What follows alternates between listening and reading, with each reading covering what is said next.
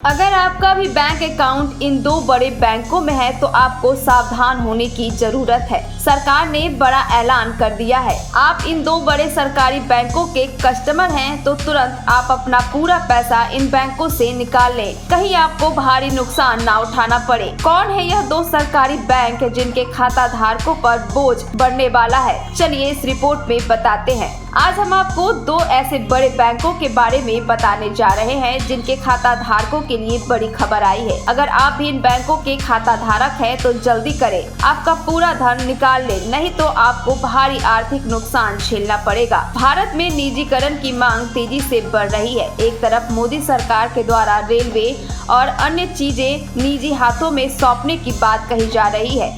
इसी बीच और बड़ी खबर सामने आई है जिससे कुछ लोगों को नुकसान झेलना पड़ सकता है। मिली जानकारी के अनुसार देश की दो बड़ी सरकारी बैंक जल्द ही प्राइवेट हो सकते हैं। जी बोलिए, अब इन बड़ी कंपनियों के दौरान लगने शुरू हो गए हैं। सूत्रों से मिली जानकारी के मुताबिक सितंबर तक इन दो बड़े बैंकों का निजीकरण हो सकता है, तो वहीं दूसरी ओर सरकारी कर्मचारी भी इसके विरोध में लगातार हड़ताल कर रहे हैं। दरअसल सरकार के द्वारा बैंकों को निजीकरण हाथों में सौंपने को लेकर इसके खिलाफ सरकारी कर्मचारी विरोध प्रदर्शन कर रहे हैं, लेकिन मीडिया रिपोर्ट से मिली जानकारी के अनुसार दो सरकारी अधिकारियों ने नाम बताने की शर्त पर जानकारी दी है। उन्होंने कहा कि इन बड़े बदलाव की तैयारी पूरी हो चुकी है, तो वहीं कैबिनेट की मंजूरी में कुछ समय लग सकता है। सरकार का लक्ष्य है कि कम से कम सितंबर तक कम से कम बैंक का निजीकरण सुनिश्चित करना है।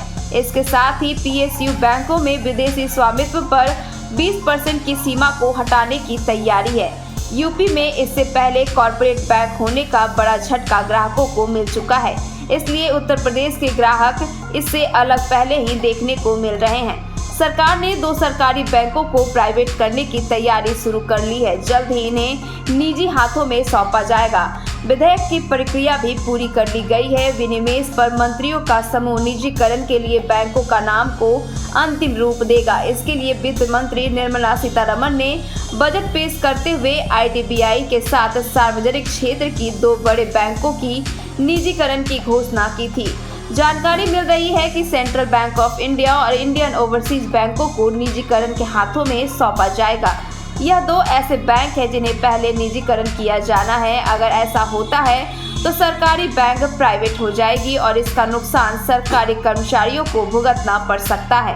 सरकारी कर्मचारी इन दिनों बैंकों को निजीकरण करने के विरोध में उतरे हैं और लगातार विरोध प्रदर्शन कर काली पट्टी बांध रहे हैं।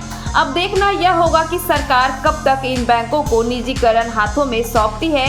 इसके साथ ही जमा धन पर संदेह है, इसलिए लोग निकालने का प्रयास कर रहे हैं।